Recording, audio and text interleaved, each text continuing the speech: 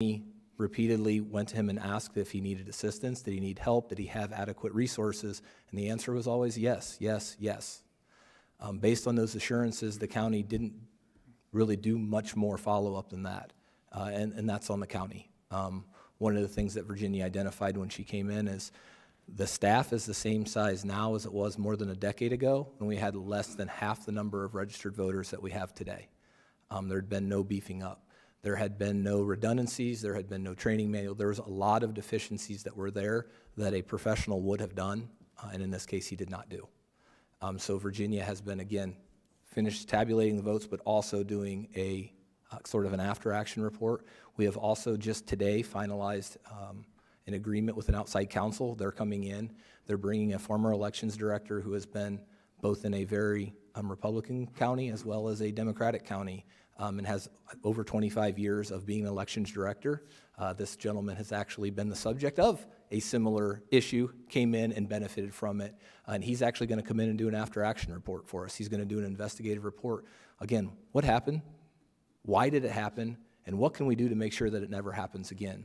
The county, on a global picture, is actually redoing the entire way the elections department is formulated. The entire structure, the entire organizational chart is changing. We're bringing in 4 full-time employees. 3 of the 4 have significant election experience, and they're all handling different responsibilities. We're having somebody that's going to be responsible for handling poll worker trainings.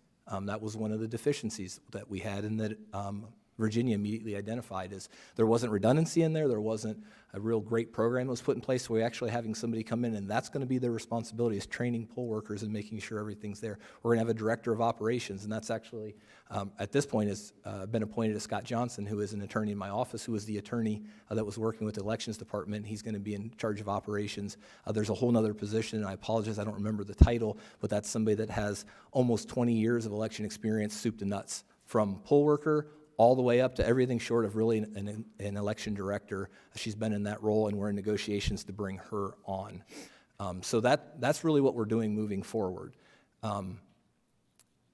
At this point, what we've been able to do is, and I spoke with Ms. Pena about it, and she gave me some new information that concerns me, but I also talked with the mayor about it. You know, one of the allegations we heard that we were most concerned with, particularly with our municipalities, is that individuals that did not live within those municipalities were able to cast votes within those municipal elections. That's a very serious concern, because then it's not the people that are actually electing, you know, your council members. So one of the things that we were able to do is, because there was the second municipal ballot, we were able to find out exactly who cast that second municipal ballot. Now, I can't tell you how they voted, but I could tell you exactly who did, in fact, cast that municipal ballot. We know what their registered address is, and we were able to use GPS plotting to actually, plotting and plot it on a map. So what I have, and I can kind of show it to the council, and I'll leave this for council, legal. Every one of these red dots is a ballot that was cast in the municipal-only election. All of these sort of, I guess, shaded in and sort of diagonals. Can we get that put up on the overhead? On the thingy. You got an Elmo? Yeah. Oh. Put it on the thing. On the thing. You know what a doohickey is. Sorry, council member. No, you're good. It just helps the people to see what we see.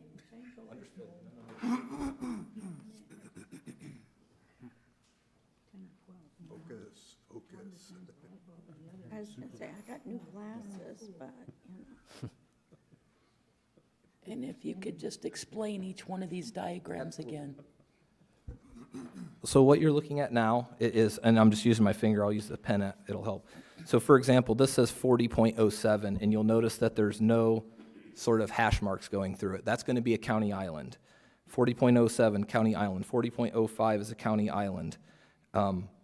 What you'll see is every one of these red dots, if you see it, it looks a little more black, but they're red dots. That is actually the address within, I believe, 3 feet of a voter's home address that casts a municipal-only ballot.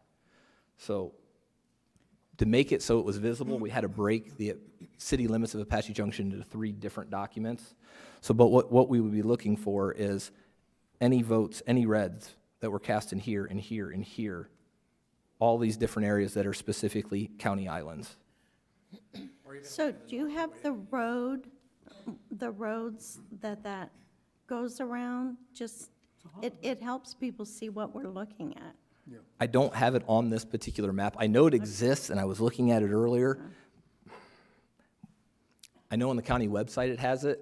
It doesn't have this. It has the map that has all of our precincts and precinct parts that are on it, and it shows where they're at, but it's not overlaid with this. And I apologize, I did not get the opportunity to do that.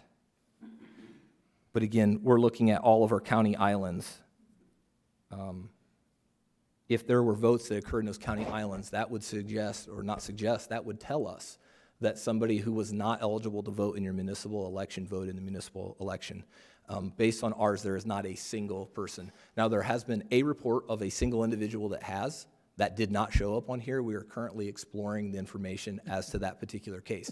Now, it can happen a number of ways. If you register to vote at an address within city limits, but you actually live outside the city limits, where you actually live isn't what we're tracking. We track where you're registered to vote at, because that is your vow. You come in, that's where I live. So it is possible that something could happen like that. Otherwise, there's no reason that anybody should be able to vote. You should not be able to come in and just say, I want a ballot, give me a ballot. It should not happen. If that happened, it should have been flagged on here. Again, there's only one case that we know where we've been given any information with specificity, and we're currently looking into that to see how it happened and why it's not being reflected on this map. So again, there's 3. This has very, very few.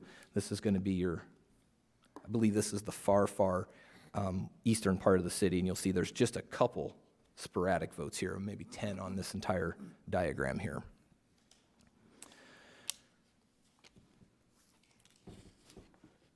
And I know, I apologize, Mayor, maybe you can give me some direction. I know that your city clerk, Ms. Pena, had submitted a series of questions.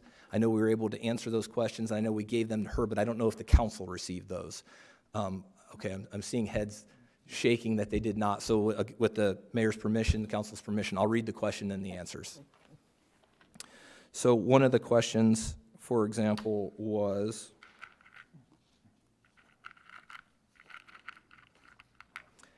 write-ins for the 2-year term council member vacant seat with a term to end January 7, 2025 has a significantly high number.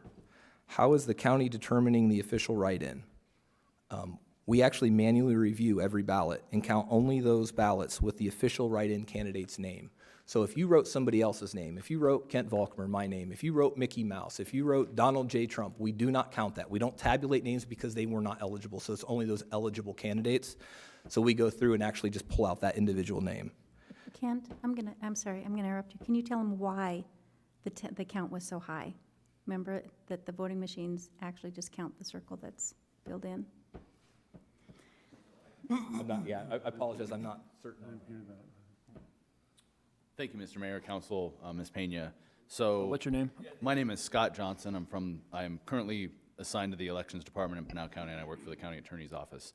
That number is high because it counts all of those bubbled-in bubbles with a line next to it with any name written into it. So anybody who writes a name in to that line and gets a bubble, that is going to chart as a count. It's not going to be tallied, but that's why that number was so high. So And we had a large number of write-in ballots that did have unusual names written on them. So Mayor, if I may inquire, surprising. Scott? Yes. If I could just ask you then, so out of those 74, I think, write-ins under mayor, for example, that doesn't mean the official write-in, who was Ted Confederate, I believe, got 694 or 674, correct? that is accurate. Yes, Joel. So then there was also a separate ability for the county to separate out that, and you did, and on your website, at the top right-hand corner, I think it says write-ins. Okay. Is that correct? That's correct. And if you click on the little handcuff thing, that shows The Mr. write-in totals. And that also included write-ins for other cities, official write-in candidates. Is that correct? Yes, Joel. Okay, thank you. Thank you. Thank you.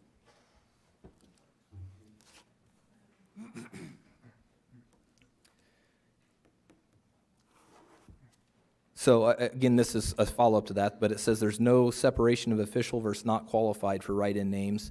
That's because disqualified names are not officially reported. So again, even if Donald J. Trump would have had 150, we wouldn't have said Donald J. Trump 150. It's not there because he was not qualified. Again, that explains why there were so many. Every single write-in, Mickey Mouse, and you see crazy names. You see people write in their father. You see people write in former presidents. Abe Lincoln always gets a handful of votes, kind of in our state and our county as well. He can never win an election, so it never actually gets reported. And then there was a question, this is a very fair question. So there were a number of provisional ballots that were being given and voted, yet there were no tabulations for provisional ballots for any precincts. And this was 2 or 3 days into the count. That is because provisional ballots are the very last ballots that are counted. So everything else is counted, all early ballots, all day of drop-ins, every day of votes. The very last thing that we count are those provisional ballots. So they were updated, but that would have been the very last update that everybody would have seen. Mr. Mayor, if I can inquire again, just to make sure that everybody understands, can you describe or can you tell us what a provisional ballot is? So a provisional ballot is a ballot that is cast because there's something unique that's going on. They're saying, hey, I should have had the opportunity to vote, and I didn't have an opportunity to vote. When they're given that, when they vote and they're put in a provisional tablet, or provisional ballot, there's actually a white envelope that it goes in on the outside, and you have to put your name, you have to sign it, and you have to say why you're casting a provisional ballot. And there's a myriad of reasons why, but what ends up happening is if we're not sure, or they show up and the book's not reading right or anything, we'll give them the opportunity to cast a provisional ballot because it sort of holds that. We can then later validate it, and if they were entitled to cast a ballot, we can count it. If they weren't, we can always not count it. But if we told them to go home and you're not going to be able to cast anything, turns out they should have been able to cast it, we can't bring them in days after. We can't bring them in 3 days later and say, my bad, I'm sorry, you should have been able to cast it. It was just a typographical error that occurred. So those provisional ballots are done to be able to hold that position while we investigate. And again, they have to explain it. We have to verify signatures to make sure that it is in fact the person signing who they say they are. It's not somebody else. So it does take quite a while. Is that? And do you also verify where they live, or where they say they're living for the purpose of being a resident?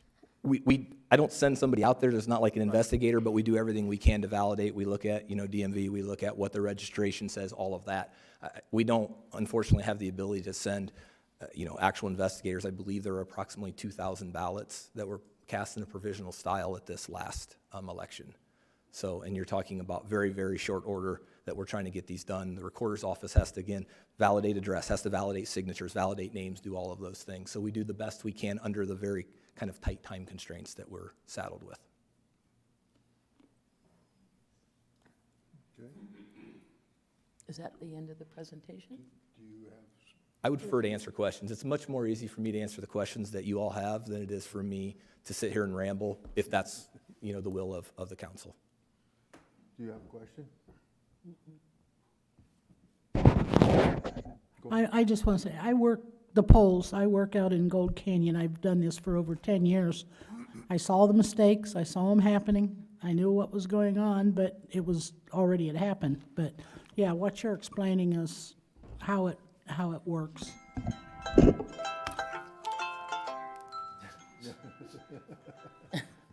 Peter, do you have any questions? Yeah, I guess, Mr. Volkmer, so we understand what happened. It's, but I know I've seen, a number of comments in various places about what those folks that never got ballots. I mean, I'm assuming that there are folks that never were able to get a ballot when they came on election day. Is that correct? I wish I could tell you that no, there was nobody that was not given a ballot. Everybody was given potentially the opportunity, but it didn't always fit with people's availability. For example, if you showed up and the ballot style that you needed was not available, you could come back later, and if you were in line at 7 o'clock at night, no matter how late you had to stay, you would be given a ballot. But if you had other personal demands, if you had family demands, if you had work demands, and you could not stay in line, there were people, we believe, that ultimately did not get to cast a ballot. Now, that number, I don't know. What I can tell you is the preliminary report, and we're very far from being finalized. Our hope is, with our negotiated contract, we're trying to have a 30-day turnaround to get kind of the down and dirty report, what happened, to make sure that we can correct anything moving forward. We're hoping it'll be 30 days. We're probably guessing closer to 45. We're still in those negotiations, so hopefully they're not listening tonight. But the preliminary report suggests that there were about 1,500 total ballots that were requested. That does not mean that there were 1,500 ballots short. If you were a poll worker and you were at a poll and you had 5 ballots left, you would hopefully reach out when you had 5 ballots left saying, hey, I need additional ballots, and then you would be projecting how many ballots you need based on the time of the day, the number of people that have come in, those percentages. So you may ask, and we have some of those numbers, some people are asking for 20, 25, 50. I think one group asked for 100 different ballots. So the total number of overall ballots that were requested were about 1,500 is what it's looking like. About 629 people were given the opportunity to vote with the express voting device. And then a lot of these ballots were ultimately delivered. Not every ballot was delivered. So the actual number of people that were not able to cast a vote that really wanted to and made a fair effort to do so, I don't have that number, sir, and I apologize. I don't know we're ever going to be able to find that number out. Okay, thank you. And that's a problem. That's a problem. We have too many unknowns. So, you know, it's tough to go back and try to figure out exactly everything that happened, who got missed. And it's easy to look at it and say this should have happened and that should have happened, and it didn't happen. But you guys had 2 years to prepare. This is a big deal.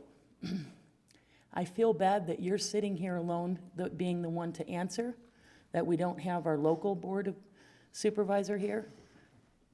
One question I have to start is, were you part of the hiring process of this director? Personally? Would you have been part of the hiring process for this director? Are you asking me in my personal Yes, capacity? I was you. not personally part of the That's hiring why I have a capacity. problem with you answering right now today. The people that did the hiring should be here today, answering to these folks and to the council. That's the first thing.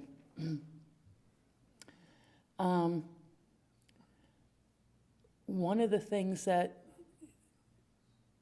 as it was unfolding, it seemed, and it's really unfortunate, is there was not enough information getting out to the public prior to the vote. There was, you know, the first debacle, mistake, whatever, of the candidates and how many municipalities not being on the ballot. You know, the information hit a little bit of the media, but people didn't know what to do. And how many of those people threw away their second ballot? You know, I'm going to do a little bit of finger pointing, and rightfully so. Again, you guys had 2 years to prepare, and after what this country has gone through from the last election, I don't care what party you are, what side you're on, who you're affiliated with, this for our county should have been a priority. It should have been an absolute, we cannot have this in America. We can't. There are too many unknowns that I don't know how we legitimately certify this election, in all honesty. I really don't. I understand we don't certify it, we canvass it, but I'm talking in generality, and people understand the word certify. There was not enough information. Hindsight's 20/20. In the future, hopefully there won't be anything even close to this, but you guys had the opportunity, and I'm talking to the Board of Supervisors, you're the target, on the news, on the media, making sure, repeatedly telling voters what they can do a mailing, something. Even municipalities were left in the dark. We got beat up from our constituents. Where's the city? What are we supposed to do? I don't know how many phone calls these folks up here got. I know I got a lot, and my answer was, I don't know. I'm confused, and you have to go to the county. Here's the number I don't even know how to answer. We had people that were in the county that were hearing. You addressed one of them. How many others that claim they lived in the county and have been voting in our city elections for years? What's going on? It's not one time with Pinal County. It's not 2 times. It's not 3 times. We have had ongoing issues. Personally, I've never signed up for mail-in ballots, and this is the 3rd, 4th election in a row that I've gotten one in the mail. It's a problem. It's a problem. Coulda, shoulda, woulda, but This just, it can't happen. It can't. 6 months prior to a huge election, you guys are, not you, Board of Supervisors is bringing somebody in from out of state, who knows what they know about Arizona laws. I mean, they dropped the ball. They failed the people, and that's their job, and I hope they're listening, because, again, you're the one getting it. You're the one sitting here taking it. They need to know. They failed the people that put them in place to be our watchdogs. We have people that we expected to be our watchdogs over the elections, over everything else. That's why we elected them. And what it seemed like is they were more concerned about mitigating damage control for theirself, how they looked, than they were to actually address the issue. You know, you gotta own it and forget mitigating your damage control. They should have been out there hot and heavy, making sure that every voter knew what the heck to do, and they didn't. Even you, and you addressed it, the poll workers, the volunteers. You know, we've got Tess, who's experienced, she's done it. We had so many that stepped up and volunteered. They didn't know. They didn't even have the ability to call somebody. We're hearing that the number just went to a voicemail. They couldn't get their questions answered. There were so many things with this election. And frankly, I'm wondering where all the candidates are, win or lose. If the candidates on that ballot, in my opinion, should be speaking out loudly about this, not just, oh, well, it was a mistake, it's over, the elections are done. Not about changing the election results, but about saying this cannot happen in America. It cannot happen. And the people that lost the election probably look like sour grapes if they speak out. But the people that won, where the heck are they? Where are they? I'm calling out to them. Hopefully some of them will be hearing or watching or paying attention or listening or hear about the meeting. The other councils and mayors, where are they on this? Where do they stand on this? I'm calling out to them. I want to know. Are they going to vote to canvass this election? This cannot happen. And it's not enough to say we'll do better. It's not enough. You have to do better, obviously, in this next election. But it was an epic fail on so many levels. And you can't legitimize it.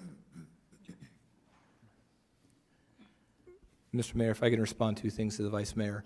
One, if you know people that have wrongfully cast a ballot, please let us know.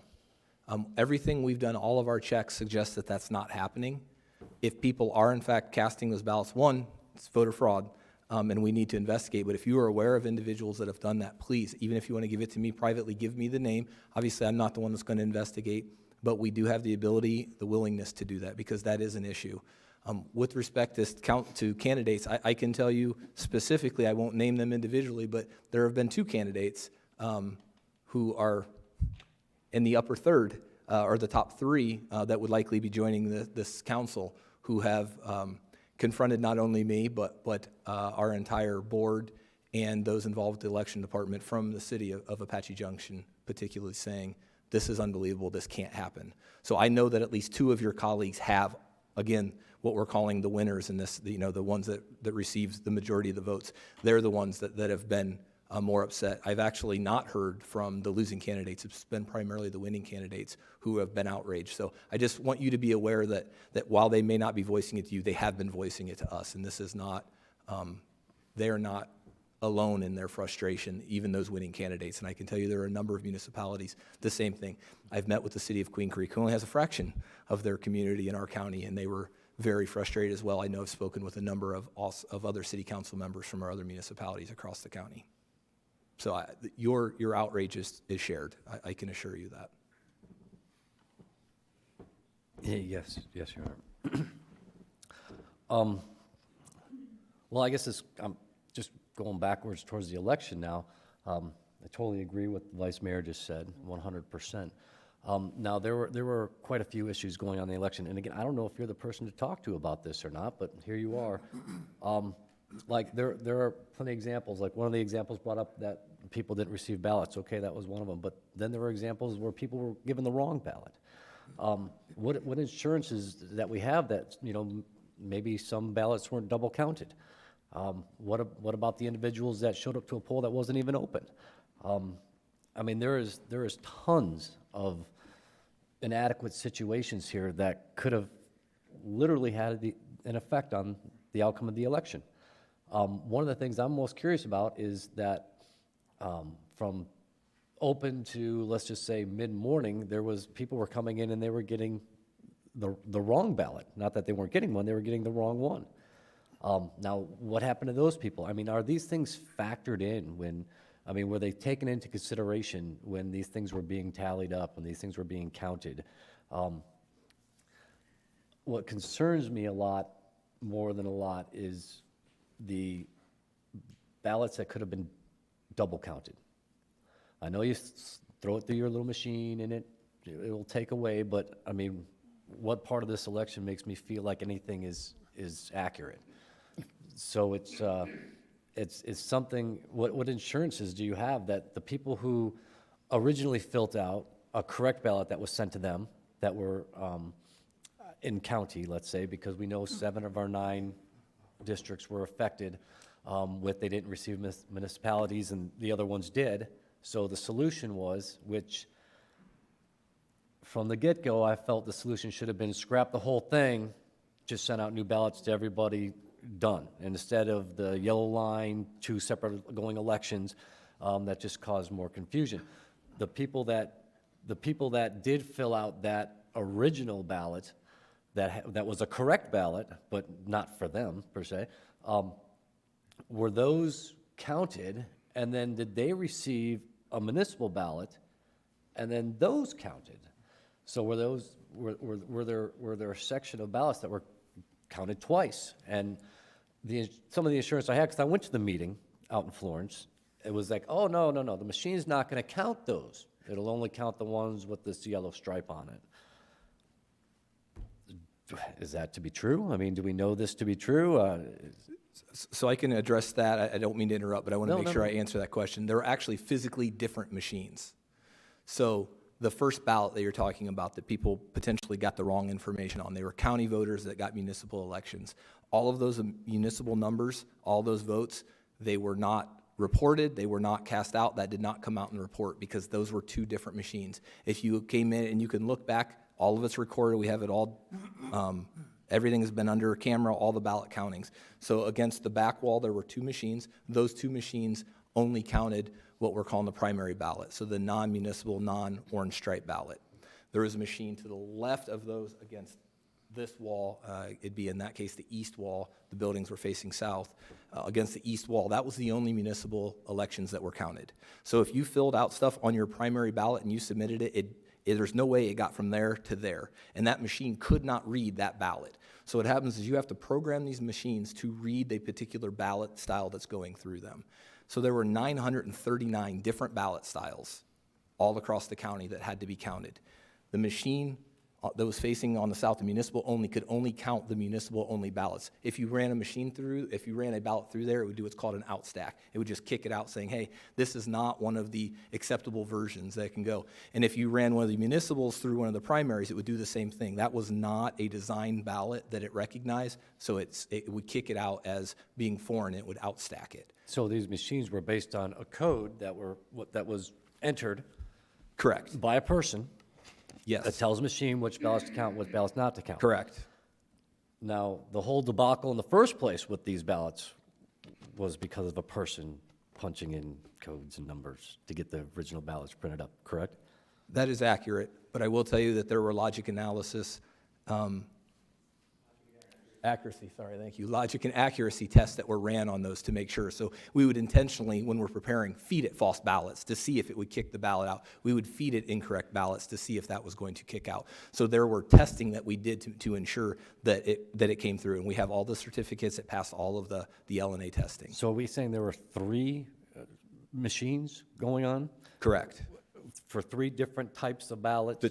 I apologize. The 2 against the back wall were for all of the primary ballots. The one against the south wall, the east wall, would have only been for the municipal ballot. So the ballots that came to, like me, for example, that didn't have the municipality, but it did have the county, and the ballots that came to someone who had them both, they would go through the same machine, but the machine would not count the municipality on the one that had the both. Correct, And then there was the yellow striped ballot that goes into a different machine. correct. Can I ask one question, though? And again, you're just here, you know? I know you're not the one at the top there, you know? I'm the county's attorney. This is my responsibility. I'm happy to be here. Why didn't we feel like it would have been a good idea just to say all ballots are void, we're sending out a new ballot with the right election on every single one of them? Legally, we could not do that.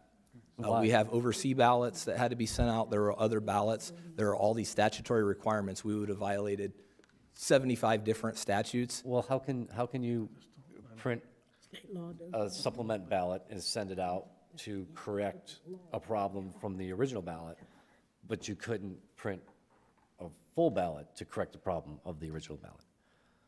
Because one, we would have had to have redone everything. Again, it would have been 939 separate ballots that we would not have been able to get out and get mailed in time. The UCAVAs, the overseas ballots, the military ballots have a very specific timeline. We could not comply with that timeline. In order for the municipalities, we were able to actually work with the Maricopa system to allow them to cast votes digitally. And it was the very first time that our county had ever done that. It was something Maricopa's been doing for a while that we could validate. That's the only reason we could comply with that. So we were left with bad options. So time restraint caused, Yeah, absolutely. It was time restraint. It was just the practicality of being able to get stuff printed. We don't print it. We have to outsource to somebody else, and they have to print stuff off. It has to come in. It has to get mailed out. So we had time restraints. We had vendor availability, and then we also would have violated just an absolute slew of various statutes, all of which were Class 6 felonies. did this solution violate anything? Legally, no. We were able How to. about ethically? What's that? How about ethically? Ethically, no. Look, was it ideal? No. It was the best of a bunch of bad options. Sure. I mean, what we had to do is we were forced to make really difficult decisions. We made the decision that was the least worst option for everybody that we believed at the time. We meaningfully contemplated your suggestion. I can tell you there were many meetings where we looked at stuff. If we did this, what are all of the unintended consequences? What are all the ancillary impacts? And the second ballot was the least problematic of the possible solutions.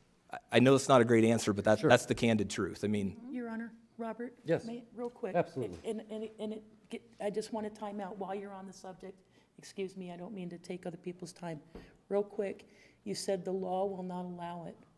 But here's the problem. How often does this happen that the law accounts for that? So how do you explain that to the people? Well, the law doesn't allow it. How do we know that? Because we haven't had this situation. We're feeling our way through like we did with COVID. Madam Vice Mayor, because there are very specific timeframes that are referenced in the statutes. These timeframes must absolutely be met, but those timeframes are applicable to the state, the federal, the congressional, the county-wide races. The municipal races are different. The Secretary of State's office has no authority over these municipal races.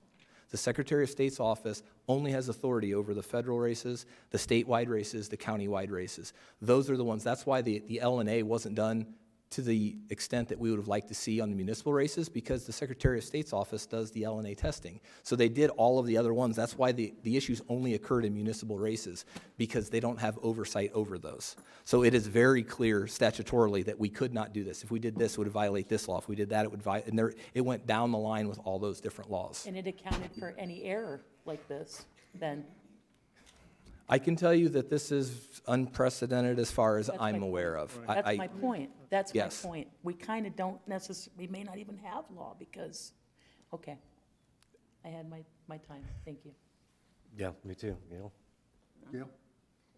You've done a great job, and in a very difficult, unprecedented situation, and, you know, sometimes caca happens, and you try to get through it the best you can, and it's not going to please everyone, and it's not going to satisfy everyone. I have no better solution, I guess. Do you have anything?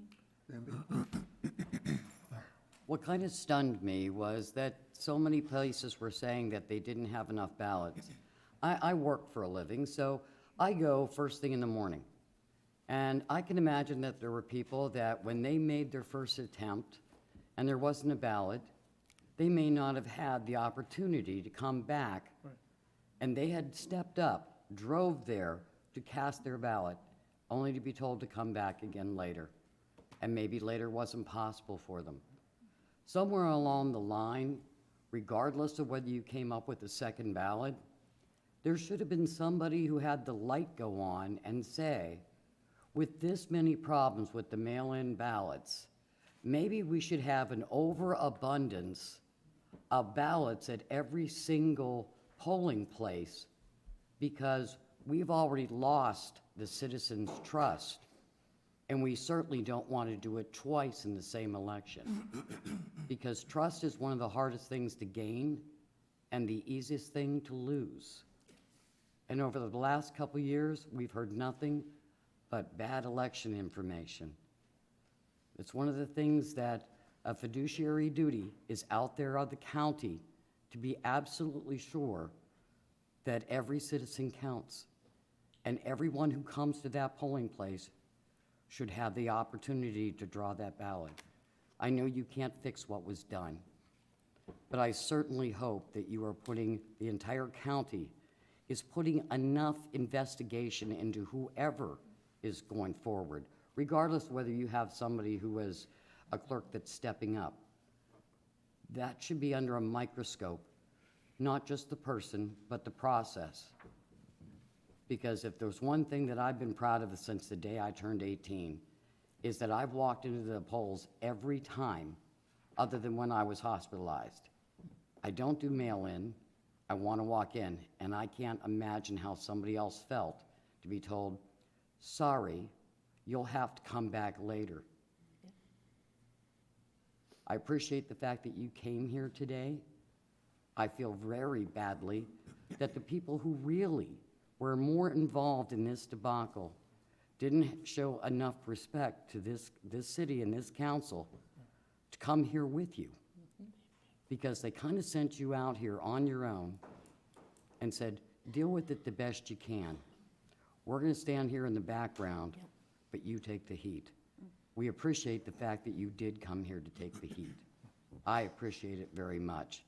I'm sorry you got put on the spot for it, but I can never see how this could ever happen again, because you lose the faith of the people.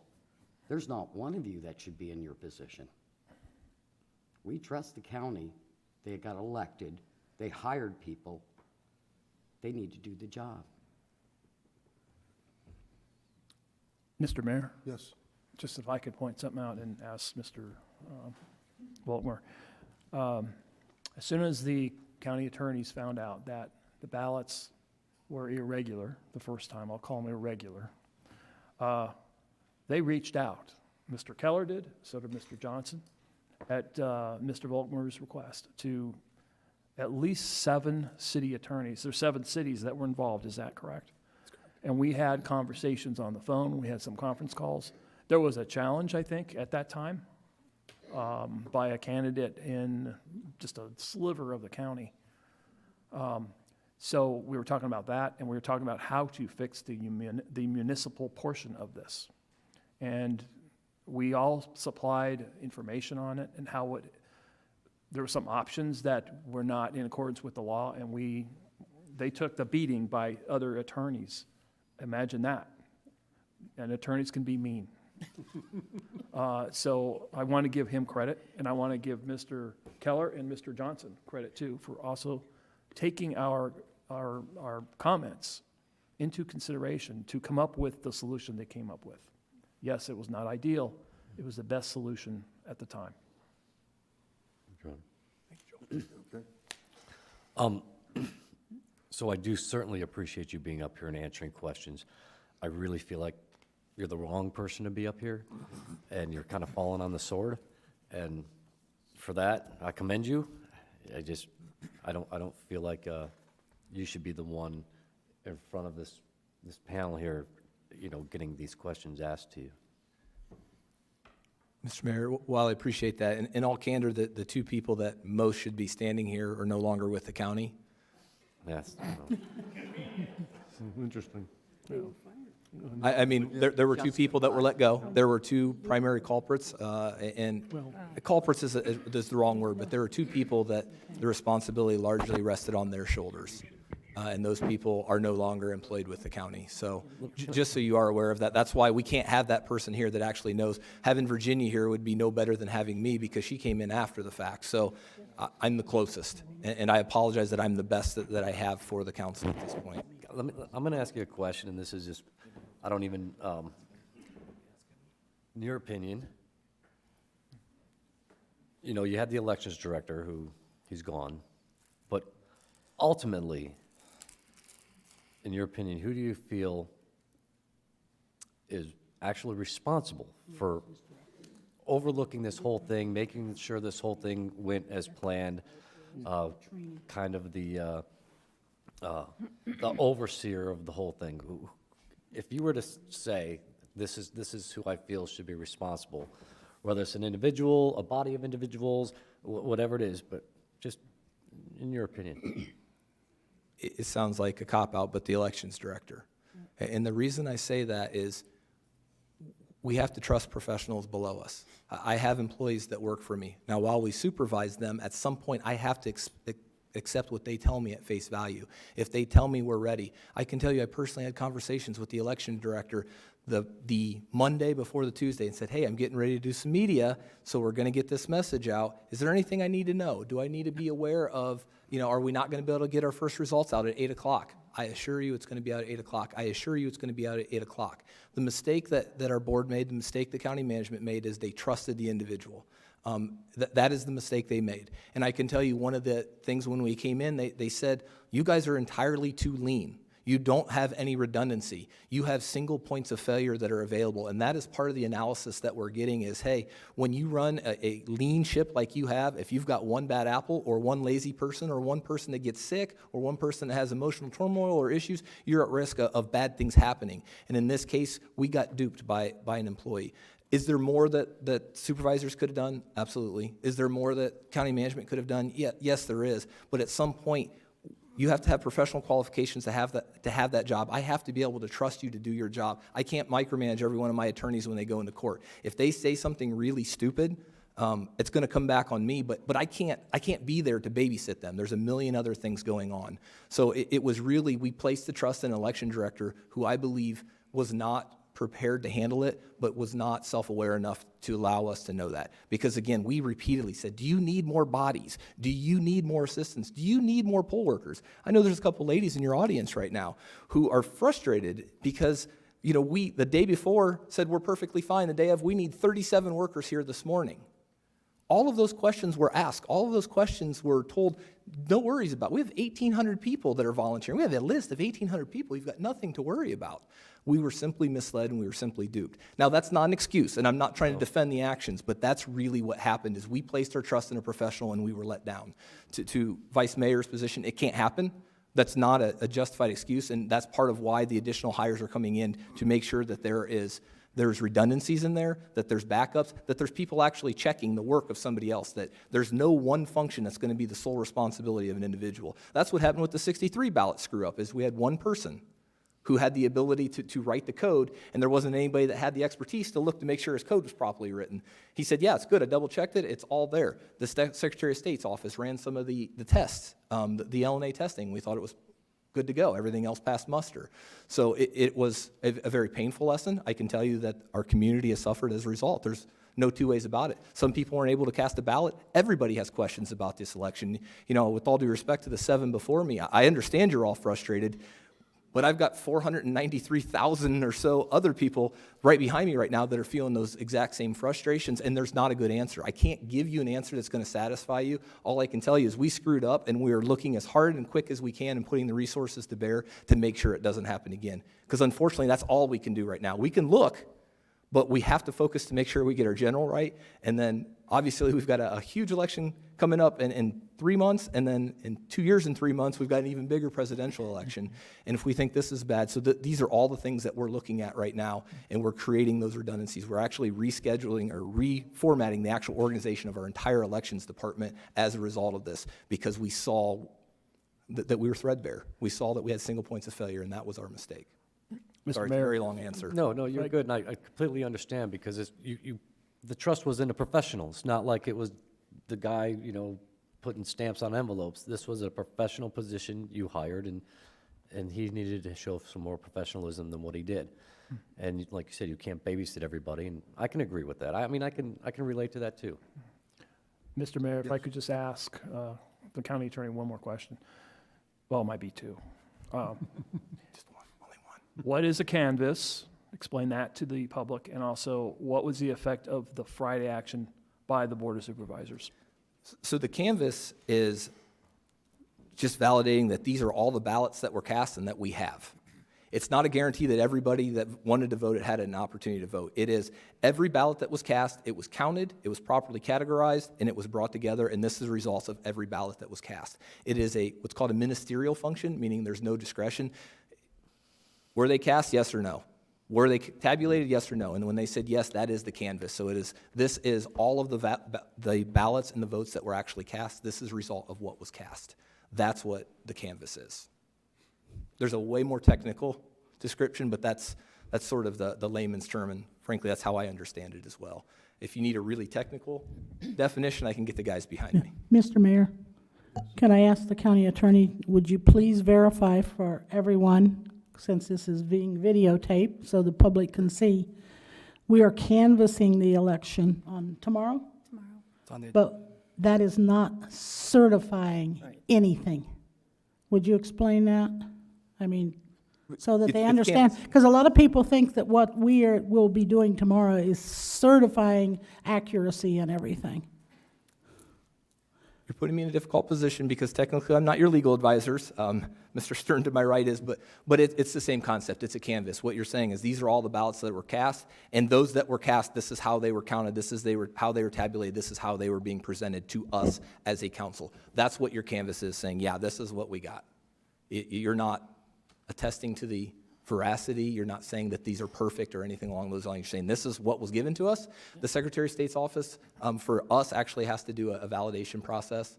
So there has been a check. There's been a validation. There's actually a required validation where we have to hand count some of the ballots to make sure. We have to selectively and randomly run some ballots through to make sure that, you don't run them through the ballot, this packet, through the machines 2 different times and get 2 different results. Obviously, if that happens, we've got lots of concerns. So we've done all those validations and done that. So you're really just canvassing. You're just saying, these are the votes that were cast and counted in this past election.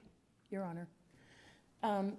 This question's probably for Joel, but it might be for you. And so there may be mayors and councils that feel like they can't legitimately vote yes on that. It's my understanding, and I want to make sure that the public understands, that if mayors and councils are to unanimously vote no on the canvas, it does not impact those that the county says were elected. They get sworn in just as they would. Is that correct? I want to be clear on that. That is correct. Absent any kind of court action, those people who were elected according to the numbers, they will be sworn in January. And so a no vote doesn't necessarily change the results or have any other impact other than saying, I can't do it on a personal level for an elected official that would be obligated to vote. On the federal, county, state level, yes, that is accurate. It would have no impact on any of those. Just want to make that clear. Same with the city. Your Honor? Yes. Just one other question from me. Mr. Volkmer, is it possible that if there were legal challenges could still be put forward that could put the process on hold? Yes, the other thing I guess I should have noted is the canvas, because that does give the official voting tallies, that actually gives candidates something to effectively challenge. So yes, there certainly exists the ability for anybody to file suit. We currently have one suit that is currently scheduled. It's scheduled for argument later this week. At this point, that is the only suit that has been filed. There has been innuendo or rumors that there'll be additional suits filed, who knows? But merely canvassing does not prevent anybody from from filing suit. In fact, it actually, in some way, gives people the ability for something to file suit against, because they're saying, hey, those numbers aren't right. If those numbers aren't finalized, there's nothing to say those numbers aren't right, because we don't know what those numbers actually are. You have to say what a number is before you can challenge that number. Okay. Does that make sense, sir? It does, thank you. Okay, mine is, the aspect is, you know, the questions that have been to me over and again have been, why don't we redo the whole election? From the county's view, why can't this, I'll say, arbitrary statement occur? Well, your vice mayor is going to hate this answer because the law doesn't allow it, but on a more practical answer, because the candidate with more money could potentially win.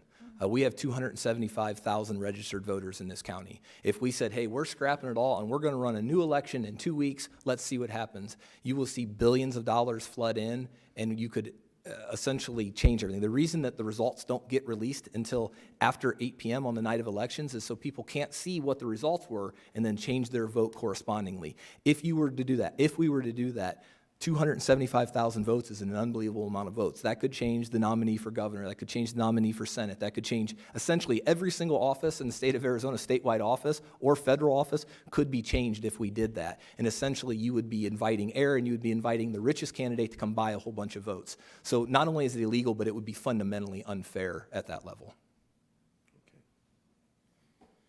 Well, I personally want to say thank you for coming and explaining. I do know that you were, I want to say, put into a rough position, and sure appreciate you coming and talking to us. It's, you know, we put this together because of a series of telephone calls that we all received, and it's something that was, you know, in the aspect of being willing to explain it and get the, I'll say, total information out there. And I appreciate you coming, and as well as the, I'll say, the person now that's going to be doing a little more into the elections as well. Thank you, Mr. Mayor. With your permission, can I make one request of everyone? So Wednesday, there is a board meeting. We are going to in depth kind of talk about what's happening. So Virginia will be there to say, hey, this is what I found, this is what I'm doing to fix things. County management's going to be talking. The board's going to be giving us direction. We're hopefully going to be able to announce who our investigator is, the scope of the investigation, all of that type of information. But almost as important as that is it's also an opportunity for the public to tell us what they saw, what they witnessed, the irregularities that they found. So what we're going to be doing is those are all recorded, and we're going to be providing that to our investigator. We're going to provide that to the outside counsel to say, hey, here's the report of everything. Much like you, I've received lots of calls. I've done my best to take notes, but like us all, you know, my wife likes to joke and say I have the handwriting of a doctor, because I'll write it down, and the next day I have no idea what it actually says because my handwriting's so terrible.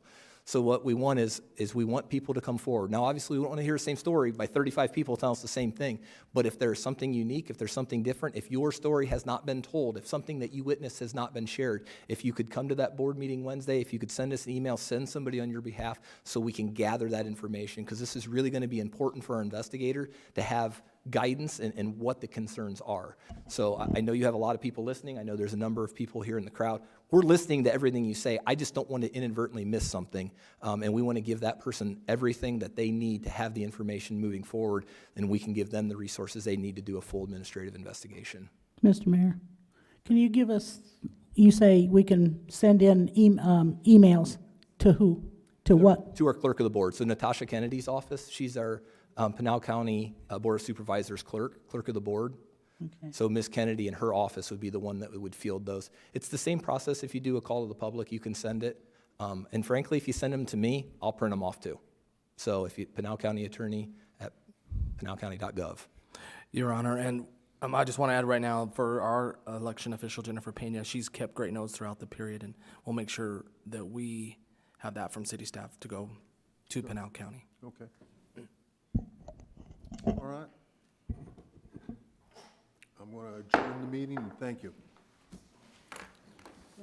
Quick.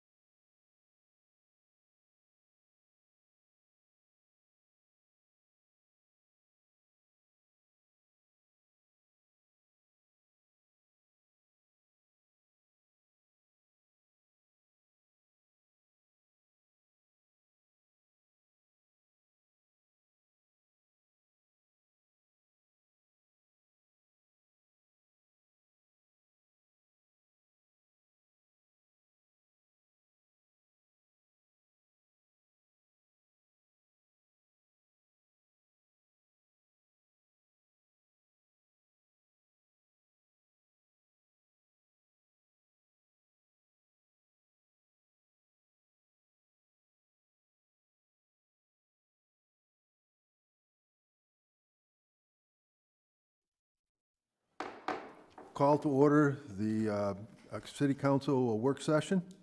Mayor Wilson, Yes. Vice Mayor Rizzi, Present.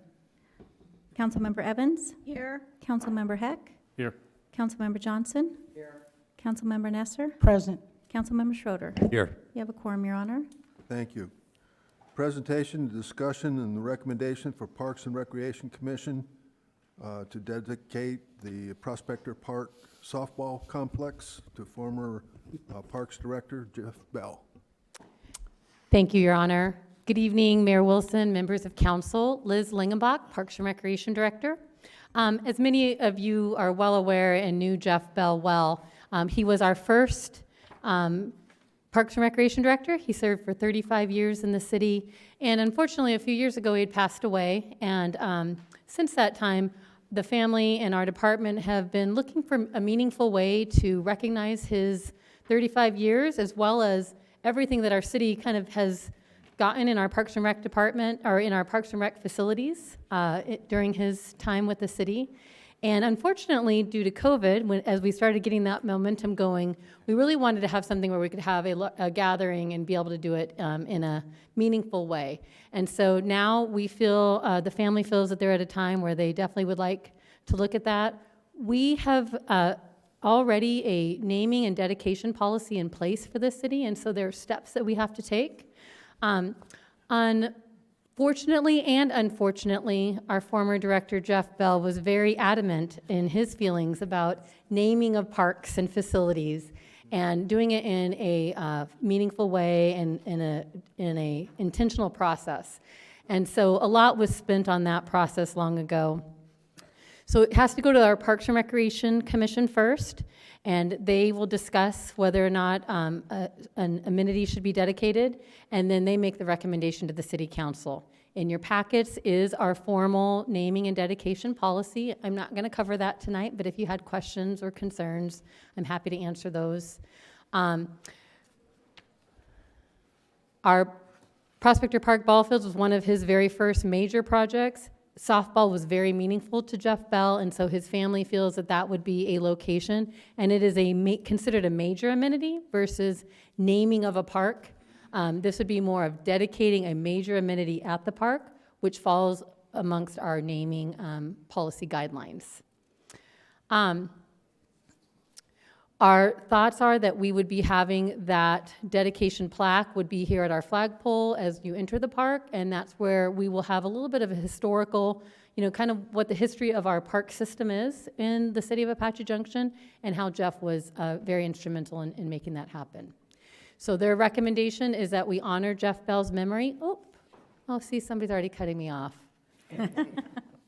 Whoops, hold on. Here we go.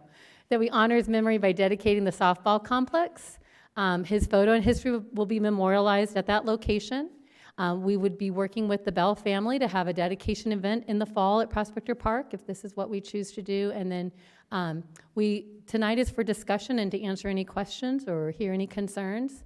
And if you so wish, I will be bringing it back to the 9/6 council meeting for a final vote. I just want to have a clarification.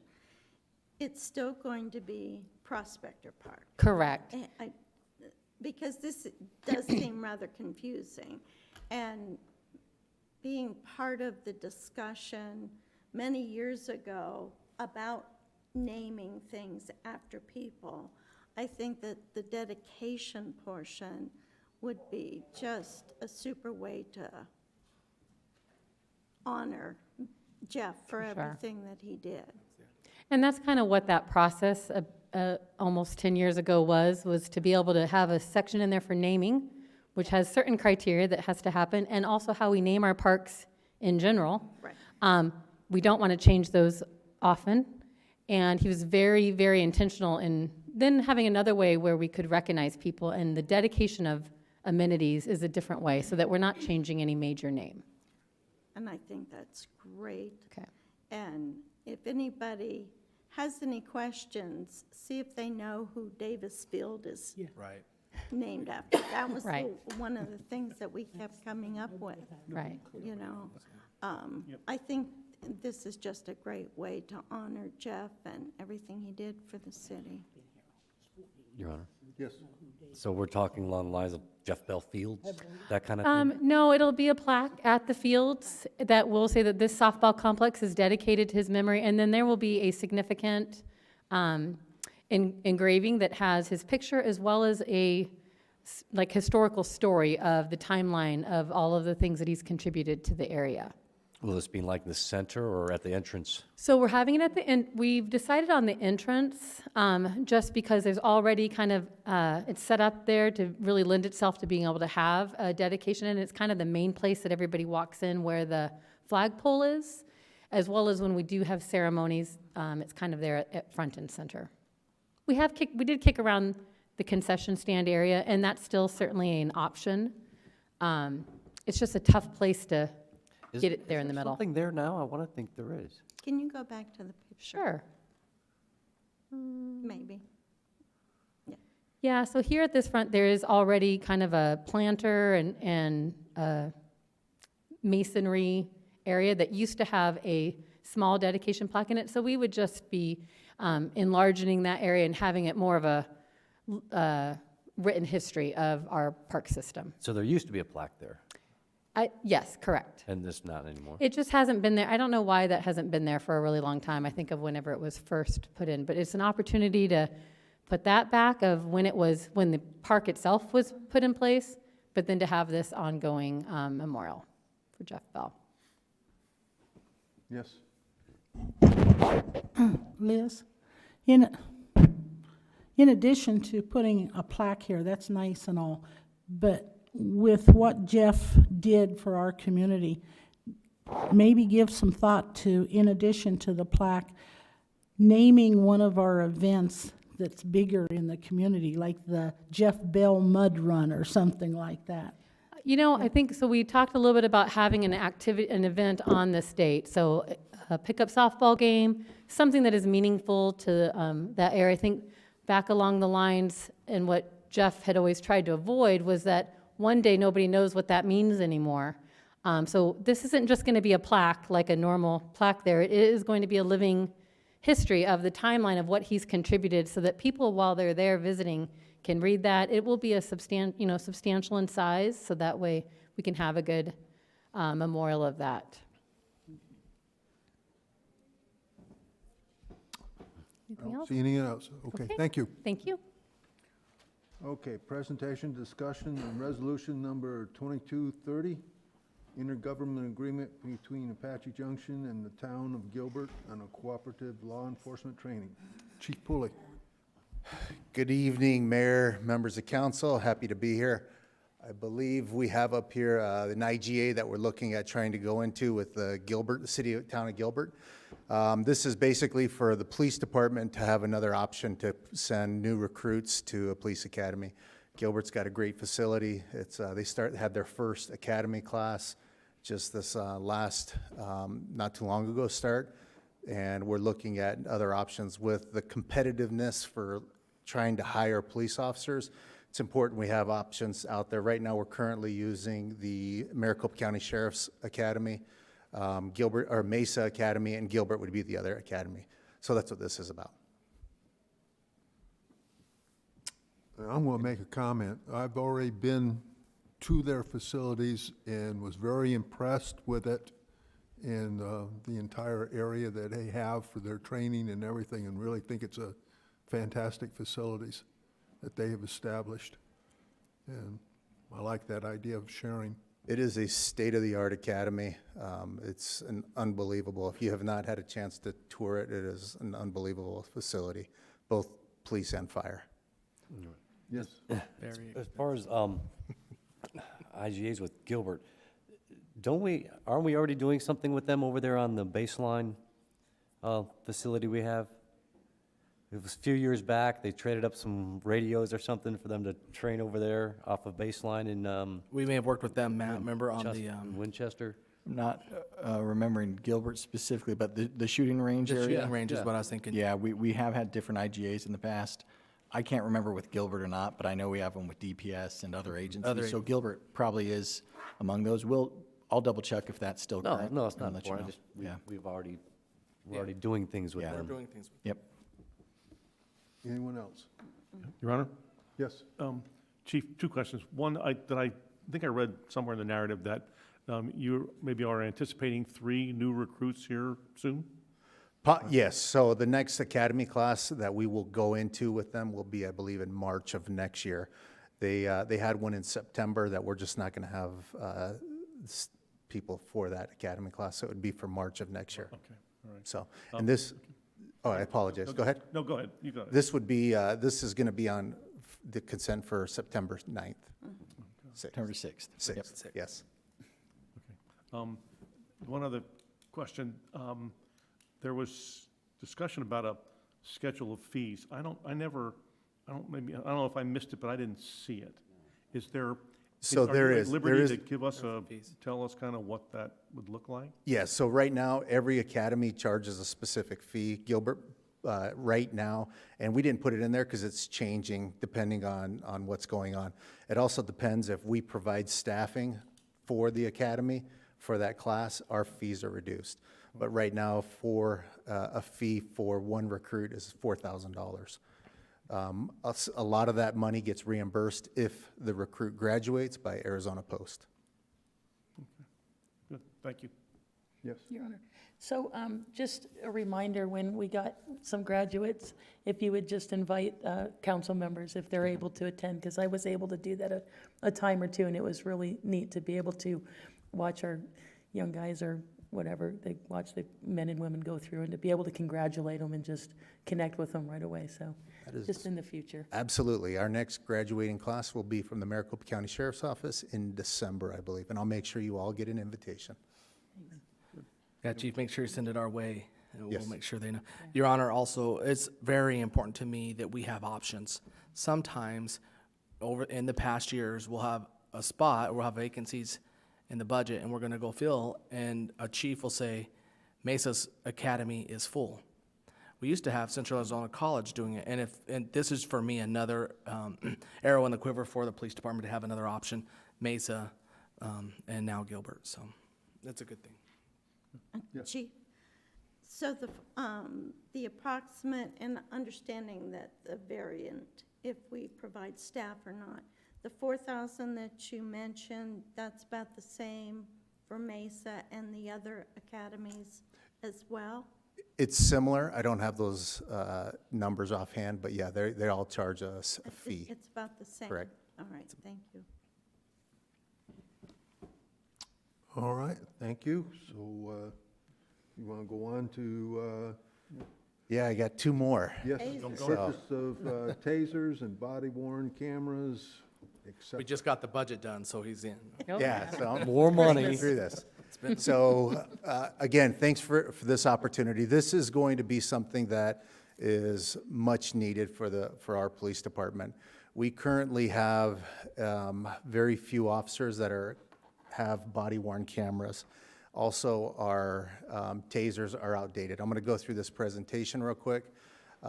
Basically, Axon is a lead company in providing both tasers as well as body cameras.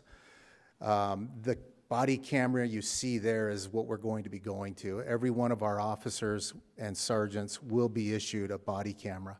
Our policy will state that they wear that body camera at all times while they're on duty, and when they have contact with anybody, resident, citizen, visitor, whoever it may be, that they have that body camera activated. Studies have shown that with body cameras, complaints go down, use of force incidents go down. You're on camera, officer knows they're being filmed. It is it's a game changer that's changed law enforcement. And right now, we do not have every officer outfitted with a body camera. Some of the things that we'll be able to do with these is our officers will be able to review their body cameras. They'll be able to use it for accurate reporting, use it to upload immediately into the evidence.com, which is the cloud-based server, which all our video will be housed there as well. It's a 5-year warranty. And again, most agencies are going to body cameras. Axon is a great company that we want to use.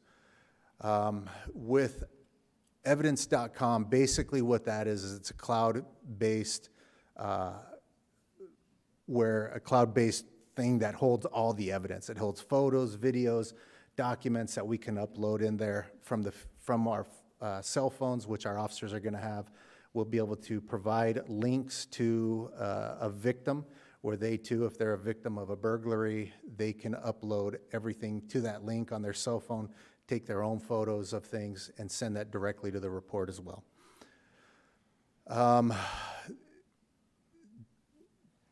Next is going to be our tasers. Our tasers are about 10 to 15 years old. They're very outdated. Some of them are broken. And we need to outfit our officers with the best equipment that's out there. These tasers sync with the body cameras, so when you deploy your taser, it automatically makes sure that the body camera is recording as well. Again, it's another layer of transparency that we make sure that we can provide to the residents of Apache Junction and to all of you, so you can see what our officers are doing on a daily basis. Part of this new contract also comes with redaction features, which, as we know and what we've seen in law enforcement, when we have body cameras, the requests for public records are going to go through the roof, because everybody is going to want to see those body cameras, whether it's the media, whether it's a victim, whether it's attorneys, but it just provides another layer of things that we have to do in the department with redactions, and this redaction studio cuts that time in half significantly for us.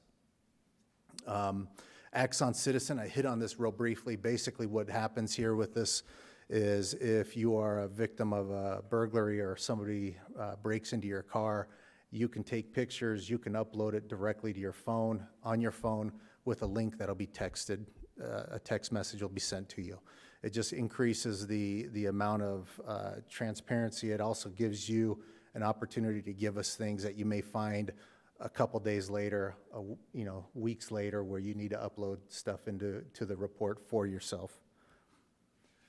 We'll also be able to share evidence very quickly with prosecutors, whether it's our city prosecutors or the county prosecutors, and it makes cases a lot easier. So let's go to what we're going to be asking for. Is this is going to be paid through the ARPA money, and it's $149,275 for the body cams, and for the tasers it's $158,359 for a total of $307,634 and some change. Every year we are going to have a storage and maintenance fees, which is something that we're going to have to account for as well, which is the $132,000 a year. And this is what will be on consent agenda for tomorrow night. Any questions? Yes. What's the, I don't know how to word it, like, how often do these things have to be updated, your tasers and your cameras? Do they last a while? Does it? So great question. So what happens is inside the police department, we have docking stations. They're all connected to the network. Every night when our officers get off, or every day when they get off of their shift, they dock that camera into the docking station. It uploads everything that was used for the day. It also does any type of updates or anything that needs to be done electronically right there in the house. And it's all connected to the server. Anyone else over here? I have more after we're done. After everybody's done, I'll wait. Anyone else over here? ARPA, I hate acronyms. Could you say what ARPA? American Rescue Plan. Yeah. Thank you. Act. I should have prepared you for that. Yes. She's very. I apologize. That's okay. And that is funding this, or is this out of our city budget? No, that when we did the budget, we requested this early on because it was something we knew we needed here, and it was approved, and that's what this will be coming from, this one-time funding for this. Thank you. You bet. Yes. Just out of curiosity, how many does 150,000 buy? It gets you, I believe it was, Joe, do you remember? 55. 55. Also 55 tasers also? 60 tasers, 55 body cameras. All right. The number of 7. Okay. No, it's not, it's the. Okay. You got one more? I do. And so we used, we used to hear when the cameras first came out and our city first started using them, how expensive it was for it wasn't so much the unit, but it was the storage process of everything on it. It sounds like that's a lot more manageable budget-wise. I'm just commenting, I'm not really asking a question. But my next question is, this is kind of mean. I've seen in different academies where the officers that carry the tasers have to be tased. Do we have that? Do our men and women have to go be tased? Most academies do require that, yes. They're brave. It is, Nice. it's not fun, Yeah, but it does give you it does help you recognize the power of the taser yep, you bet. when you get tased. Thank you. Any other? Your Honor, so Chief, I mean, I know you said a lot of the tasers are broken and they're obviously outdated. What do you do with all the ones that still work but aren't? So really part of that will be, we'll return those back to Taser. We'll get, whether they'll fix them or not, and give them to other departments as well. Okay. Not to us. No? I was gonna say, can No. city council buy their own? You guys get a taser? No, they're not going to give That them could be to us. entertaining. Yeah. Not to be used on us either. Yeah. It's not pretty. Okay, so on presentation, discussion, and purchase of firearms. So again, as we started looking at things early this year, we looked at equipment that needed to be updated. Tasers, body camera were part of that. The other part was our firearms. Our officers are issued handguns. Many of our handguns are 10 to 15 years old. They're worn out. There's pieces that are not as quality that we should be. And so basically what this request is going to be is we're going to be looking at going to the new generation of Glock firearms, where we're going to outfit every one of our officers with a new Glock. It's also going to have what's called a modular optic system, which is an optic that all academies are starting to go to. It's as things change in law enforcement, technology changes, and we're trying to make our officers the best trained, have the best equipment. What that optic does is it allows officers to have better sight acquisition on a target very quick, and it helps people that struggle shooting a firearm, a handgun, to help them be better shots. There's been a lot of studies that have shown that the optic is helping officers to have better aim, be quicker, and make sure that their target is on sight. So that's what all the academies are starting to go to.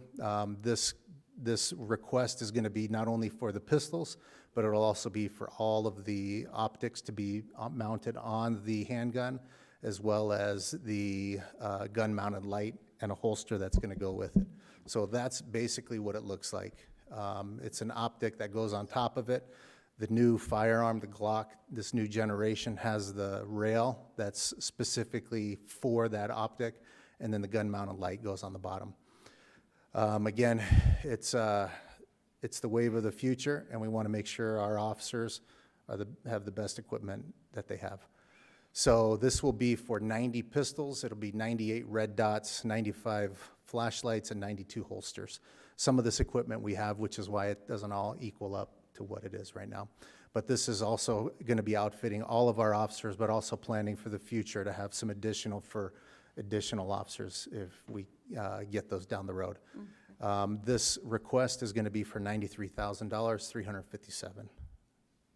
And again, it's going to be for the American Rescue Plan Act funding. Your Honor, I just wanted to ask a question. I noticed on here that you're doing 44 trades, and then 2 others, individual trades. So that would sound like we're trading in 46 against 90. Is that correct? Yeah, so basically what we're going to be doing is we're going to be trading in 44 of our used firearms to the same provider that's going to be selling us these. We're going to be getting a credit of $13,244 towards the new Glocks. But we have that many that we're trading in, but we're doubling the amount that we're purchasing. Correct. For not just now, but for future. Correct. We're keeping some of the guns that are still operable. We're going to be keeping those as well. Kind of wondered where the Yeah. Yeah, we'll be keeping some of those as well, just for some extra spares that we need to have. Yes. Yeah. In the 9 3/4 years that I've been here, we've never purchased guns before. And a lot of times, our purchases are done through joint contracts throughout the state or with other cities. How did we come to find ProForce in Prescott? They are also on the state contract. Are they? So it's a state contract provider. We've done business with them in the past, and Okay, so we just went Correct. in on already in a qualified purchase. yes. Thank you. Yeah, normally I see these presentations and I think, oh, where are you guys getting these bids? Crazy, but that's a very reasonable price for 90 pistols with the accessories, even with the trade-ins. Yeah. That's pretty square. Yes. Well, that was kind of my question, is why are these cheaper than the Tasers? I mean, You know, that's a good question. I believe the tasers, everything is very computerized. There's a lot of digital things. It's almost a mini computer inside the tasers and the body cameras. Yeah. Okay. Your Honor. So with the new guns coming in, what is the process and how many hours of training or approximate, not trying to put you on the hot seat, but what kind of training will each officer get with these new ones? That is a great question, and I'm glad you asked that. So the training for these, it is different. You know, for guys like myself, I've used my iron sights for, 22 years. And now to go to an optic, I've used it. It takes some adjusting and some getting used to. Once you get used to it, it is by far much clearer, especially for as you start losing your good vision as you get older.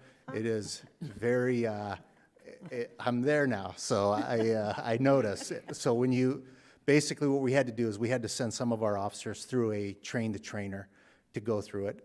Before we hand these out, we're gonna make sure we send every one of our officers through a full-day training on these, and they're gonna have to qualify to make sure that they can carry it and that they know how to use it and that they're prepared on the street. Thank you. Peter? No, I'm good, thank you. Okay. Well, sounds like we're getting ready for, this will be on consent agenda tomorrow, correct? This one will be on September 6th as Oh, well. September 6th, okay. And that is all I have. Thank you. Okay, presentation, discussion on amended and restarted district development finance participation. Leslie? Mr. Mayor, we'll invite Zach Sakis up, our bond counsel and CFD expert, to Okay. take this item. Good evening, Mayor, Council, Zach Sakis with Greenberg Troy. Haven't seen y'all since, I think, late May, so always nice to be in Apache Junction and see everybody again.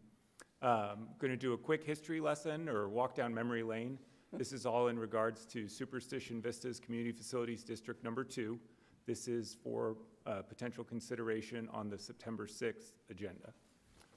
So in November 2020, Arizona State Land put the 2,800 acres up for auction. D.R. Horton was the sole winning bidder. So therefore, D.R. Horton was the only one with an interest in the real estate. We formed both CFDs with D.R. Horton as the developer party.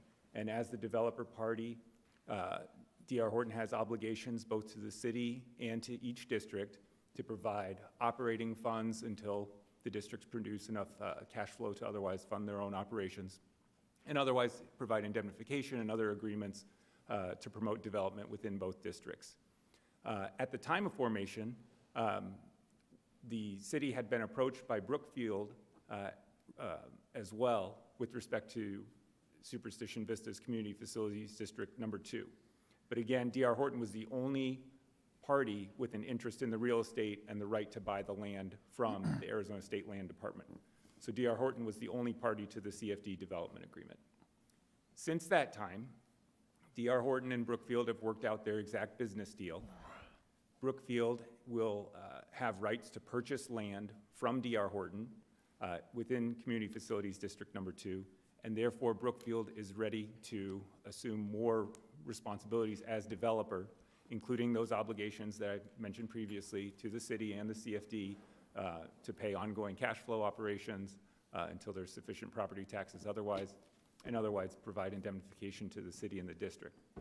We anticipated this at the time of formation, and the CFD development agreement for Community Facilities District Number 2 included an assignment assumption for Brookfield to take over those operations. Since then, Brookfield has a separate entity that it's structured to, again, manage its risk management and business dealings, and so a portion of the developer responsibilities will transfer to this new entity. That we did not anticipate at the time of formation, and it's typical. I've actually seen them do exactly this in another CFD that I work on. But what we do then is any sort of assignment of those obligations under the CFD development agreement require consent both from the city, right? Because the city, way back when we first started, a CFD development agreement is a 30-year, maybe longer partnership between the city, the district, and your master planner or builder. So you want to know who you're going to partner with.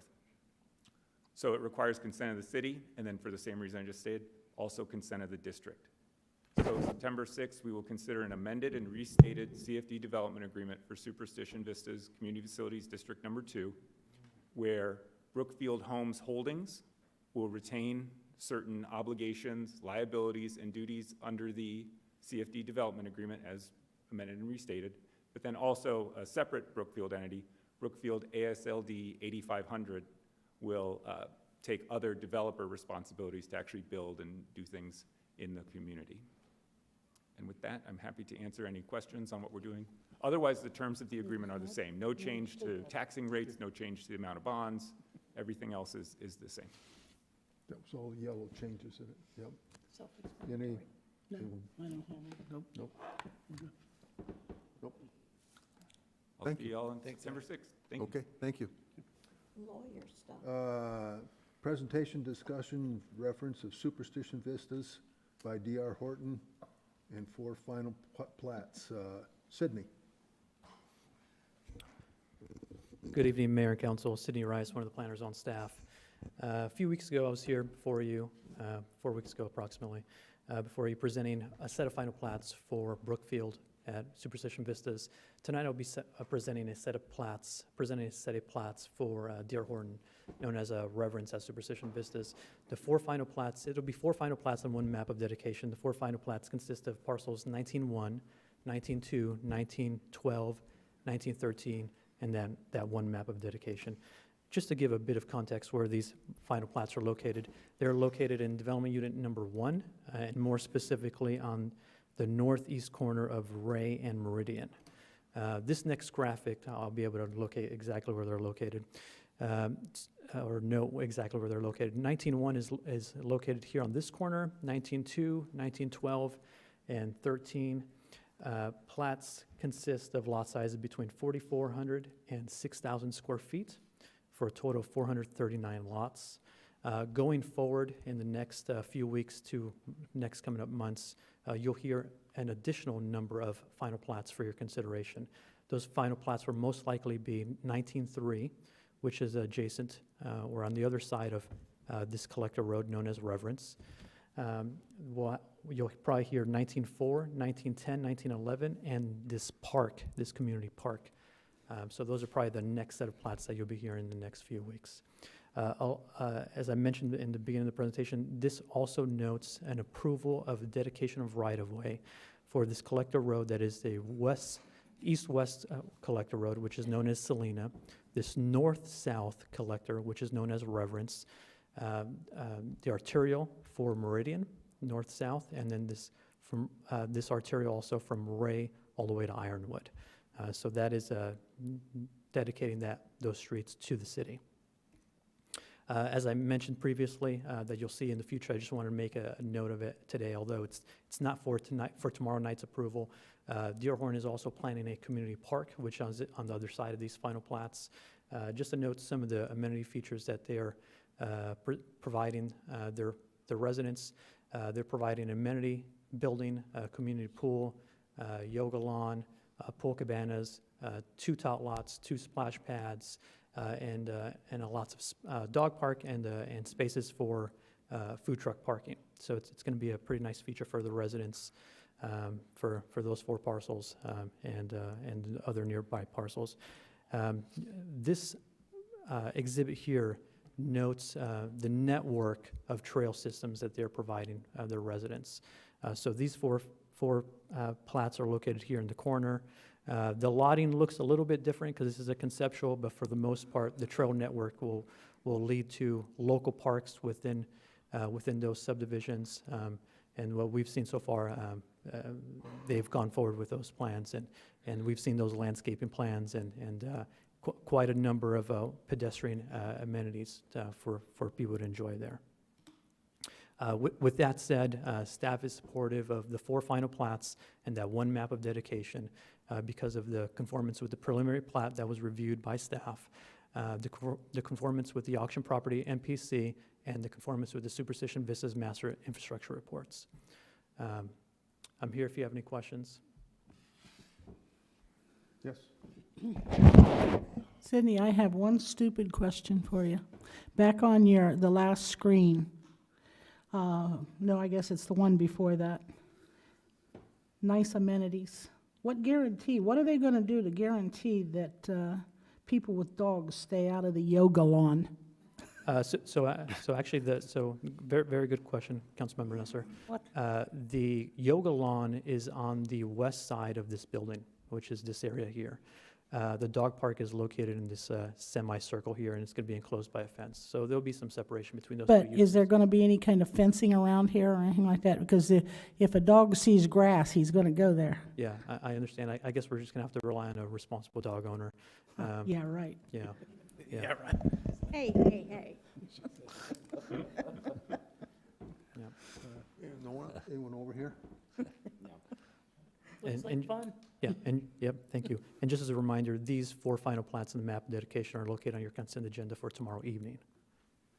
Okay. Thank you. Sydney. Consent agenda, right? Yes. Okay. Thank you, Mayor. Thank you, Sydney. Presentation, discussion, procurement of new and replace fleet vehicles. Ryan? Mr. Mayor, Council. Name's Brian Gleave. I'm with Public Works Fleet. Here to discuss the proposal of the purchase of both our HERF and general fund vehicles. Our HERF vehicles, we're proposing the amount of $363,550. This will purchase a new sign truck for our crew, a new dump truck, Freightliner dump truck, and an additional F-350 small, one of our small dump trucks for our street crew, and an addition of an F-150 Super Crew for our crew also. For our HERFs or our general fund side, the proposed budget is $1,094,000, which it includes for our police department. We're replacing some 6 patrol vehicles, 3 for the detectives, and then 2 prisoner transport vans. Also, we'll be looking at, for the library, a Ford Transit to replace, they're replacing actually 3 other existing vehicles, so we're just going to replace it with 1. And then building maintenance, we're looking at doing 1 Super Crew truck for our supervisor. Parks and Recs, we're looking at doing, I think 5, I believe there is, for the Parks and Recs. We've got some F-350s for the crew, and then we have 1 replacement for our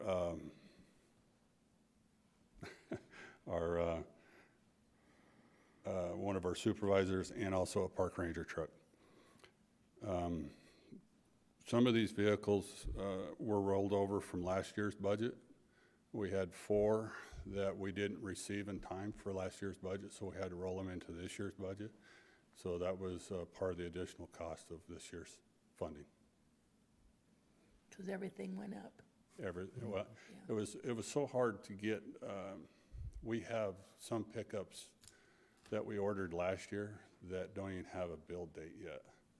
So part of the problem we're having with vehicles is the order banks, when they open, they're only open for 1 day.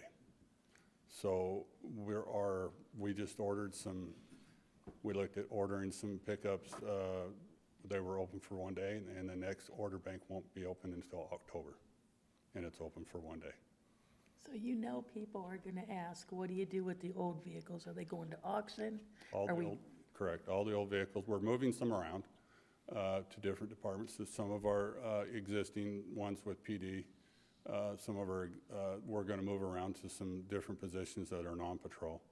And then all the others will probably be moved to auction, yes.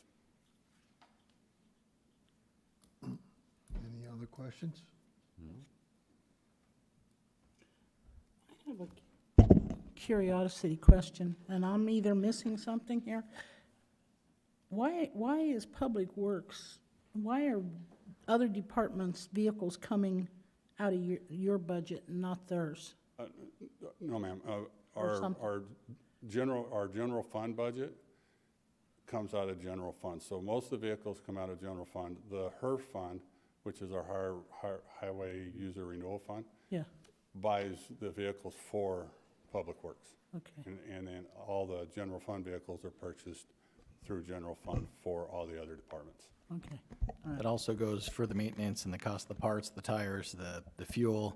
It's all charged the appropriate account, but it's all funneled through Okay. one division.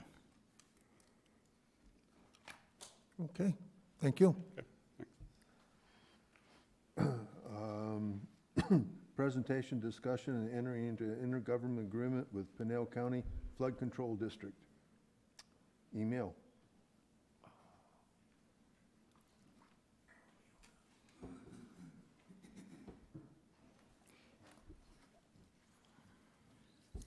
Thank you. Good evening, Mayor Wilson, Vice Mayor Rizzi, council members, Emil Schmidt, city engineer. I'm in the Public Works Department, Engineering Division. I'm here this evening to present and discuss Resolution 22-34, which is an intergovernmental agreement with Pinal County Flood Control District for the planning and design of Phase 1 of the Apache Junction Regional Flood Control Project. Excuse me. This is a pretty huge thing, so bear with me for a few minutes. I feel I need to give you a little bit of background about how we got to the point where we're at this evening. So this agreement is the start of an effort to mitigate a problem that has plagued the city for decades, and that is flooding. And since I started working here a little over 14 years ago, I've witnessed quite a few storm events and the damage and the destruction that they cause. I've also witnessed some severe flooding events with extremely large amounts of rainfall that fall in a very short period of time, causing extensive flooding throughout the city. And this flooding extends far beyond the mapped limits that we have, the boundaries of our FEMA floodplains. And painfully, we've all seen that most recently 2.5 weeks ago on Thursday, July 28th. We have large events like those in different parts of the city, but it is very clear that the largest source of severe flooding events in the city of Apache Junction is Weeks Wash.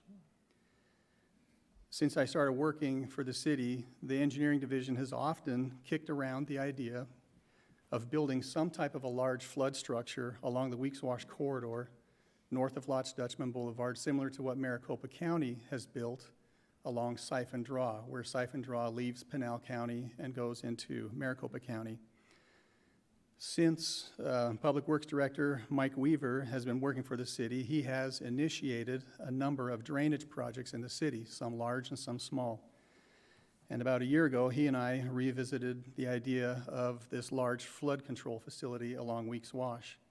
And we started in earnest some discussions with the Pinal County Flood Control District, and one of their engineering on-call firms about starting the design of a facility, and so we began.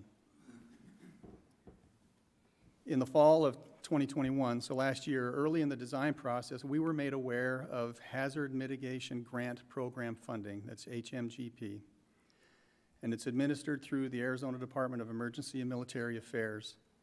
In January, we filed a Notice of Intent, or an NOI, which basically told AZDEMA that the City of Apache Junction has an interest in applying for these available funds. We worked with the engineer, roughed out a basic idea of what this flood control facility could be, came up with a construction cost estimate, initial construction cost estimate of $7 million. The city was awarded the grant, but not only that, we learned that there was a change in funding cost shares. Originally, the grant was a 75-25% cost share, and that was changed to a 90-10% cost share, with the city providing 10% of the total grant. And along with that award and the funding change, which was great to hear, we also had a 6-week schedule to prepare final grant application documents to submit to AZDEMA, who would then package ours along with others in the state that had applied and forward those to FEMA for a final review. So we decided to utilize 2 engineering firms through the Pinal County Flood Control District. And the reason we did that is because, number one, those engineering firms were already on Pinal County's on-call selection list. Second, they are well-versed in the HMGP process and preparing grant submissions, but more importantly, they are excellent large-scale drainage project engineers, and that's the kind of assistance that we need. So the county, the city, and the engineering firms, we moved forward in good faith without having contracts or agreements in place, with commitments from both the county and the city that they would be completed, the agreements would be completed. With the 6-week deadline approaching, we needed to get started immediately. So the first phase was to prepare documents for the HMGP submittal, and a lot of FEMA regulations and processes and documentation that needed to be included with that.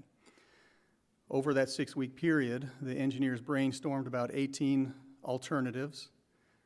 They ran flow models for each of those alternatives, many flow models, and various other analyses.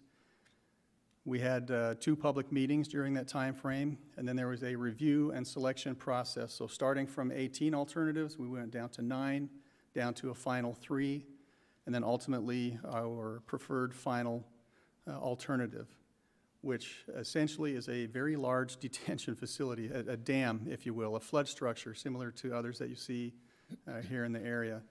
So what does this look like? Well, our preliminary design, it's about 30 feet tall. It'll disturb about 60 acres of ground, and it will impound about an 80 to 90 acre area of surface water behind the structure upstream along Weeks Wash. Wow. So there are benefits to this, and there's the last 2 bullet points on the slide here. So the planned detention facility will increase public safety, enhance emergency access, reduce risk to utility infrastructure and our public infrastructure, and decrease the burden of post-storm cleanup while offering the potential for enhanced public features. Now, these enhanced public features are things like multi-purpose or multi-use trails, or I don't know, things like a ball field at the bottom of a basin, or maybe even an educational area where students could come out and learn, what is the structure, why is it here, how does it function, and give them an understanding of rainwater. I would draw your attention to the last bullet point. The project is expected to remove many properties downstream from the FEMA 100-year floodplain for Weeks Wash, potentially saving residents flood insurance costs and damage and reconstruction costs, and this will provide an improved quality of life. Many properties, in this case, is estimated to be over 4,200 parcels. Wow. A very significant number. To kind of help you visualize what we're talking about, on the left you see an image of the Weeks Wash watershed. It's about a plus or minus 10 square mile area that collects all the rainwater and sends it down Weeks Wash into the city. But you'll notice that as it approaches the city, this large 10 square mile bathtub has a single outlet. And all that water comes across Lost Dutchman Boulevard, just west of Goldfield Road, and you'll see that in the image on the right. So this is the area that we are proposing to use for this large regional flood control facility. Obviously, it's going to be a lot larger than the dot that you see there on the wash. It'll start approximately a couple hundred feet east of Goldfield Road on the alignment on the north side, extend west along Lost Dutchman towards the Elks Lodge, then north to SR 88, Apache Trail, and then along the trail for about a couple hundred yards. So kind of a U-shaped facility. Since we moved forward in good faith, meaning that both the county and the city assured the engineering team that their efforts would be paid for, I'm here with the first of several agreements for this first phase of the design effort. Phase one was for the preparation of documents that we needed to get into AZDEMA for the package that is in review with FEMA right now. And that dollar amount, I don't have it with me, but I believe it's $374,138 for that. And the final design start after the FEMA review is anticipated for January 2023. That initial design kickoff meeting will start a 3-year clock, a 36-month clock, where the total project duration, including design and construction, is for 36 months. We anticipate construction to begin January of 2024, or sometime in the calendar year 2024, first quarter. And as I mentioned, there will be future IGAs for final design of this project. And the reason for that is we have at least a dozen federal and state agencies that we have to coordinate with. They have all kinds of different processes, procedures, timelines, schedules, and our engineering consultants have already initiated discussions with quite a few of them. They are really good at, and the engineers are really good at anticipating what they would require and are trying to take care of some of these things ahead of time. And just to make you aware that during this future design process that we will have additional public meetings as well. The two that we had initially are not the only ones. So in conclusion, there's just two things that I'd like to make you aware of. First one is a project this size is not cheap. The city and the engineering consultants are currently looking at additional funding options and opportunities as the cost of the preferred alternative far exceeded the $7 million that we had awarded to us with the grant. But my final thought here is that a project of this scope and nature, what it can do alone in terms of flood mitigation, we have to pursue this opportunity. We have to find ways. We have to try. Far outweighs it. 4,200 parcels, that is my focus for the next 3.5 years. With that, the Public Works Department recommends approval of this IGA. This will be back on the consent agenda at the September 6th meeting. And I'd be happy to answer any questions. If I can't, I'll write them down and take them back to the engineering consultant, or if any comments or suggestions I can take back as well. Well, that's not really a question, but I don't think the city can afford not to do this. Yeah. I think it's an absolute must. Amen. Yeah. This has been something, Your Honor, I'll just make a quick statement that we've talked about, and we've never had kind of like a few things coming together with support from the, hopefully, full support from the feds, but with the state, and then some of our support. And Emil, I mean, he talks to the folks every day, and we've had tremendous storms. We had a recent one, and it is tough. It's tough for our people, and I agree with Councilmember Schroeder. We can't afford not to keep pursuing this and we got to keep going, and I appreciate, Emil, your presentation tonight. Gail? A couple of things, just to clarify. We did get the $7 million grant, or is that still up in the air? Good question. We did get the grant. So the grant was awarded with the notice of intent that we turned in. Okay. And just as an FYI, initially, we were ranked number 7 out of over 20 submissions to AZDEMA. And since then, one project has dropped out due to technicalities, I guess, so we're now number 6. But the money is there, the money is committed. The reason that it has to go to FEMA, so AZDEMA packages all of this, and they make sure that all of our I's are dotted, T's are crossed, and all the proper documentation is there. And then they'll forward that entire state of Arizona package to FEMA, for their processing. But yes, the money's already awarded to us. And because we all pay property tax, that includes Pinal County flood control, they haven't been real active up in this area ever, but are now. Right, just, And you're that- gonna see that- something this year Yeah. go out to bid in this fiscal year for, right across the street from the county. Like Emil said, we've been working on a smaller project, and we're calling that a regional retention basin. I don't know if you wanna, we've been working on that a while, but this one's super big, and we'll have 2 projects with them now. And you're right, we haven't been active, but It's just Yeah. nice to see that the county finally recognizes we are up here and we do have flood issues. and we pay those taxes too. Absolutely. Yeah. Thank you. You're welcome. Bambi? I'm one of those people who lives out in that area, so I'm very pleased to be moving forward with something along that way. I'm on the block between Lost Dutchman and Teethy. So, you know, I'm out there looking at, the best place you can get some clean fill right now is down in my corner, because we have stacks that's over 12 feet tall. Emil, the only question I have is part of this money, because I didn't hear you say it, is part of this money do we have to buy that land, or who owns that land where this facility is going to be placed?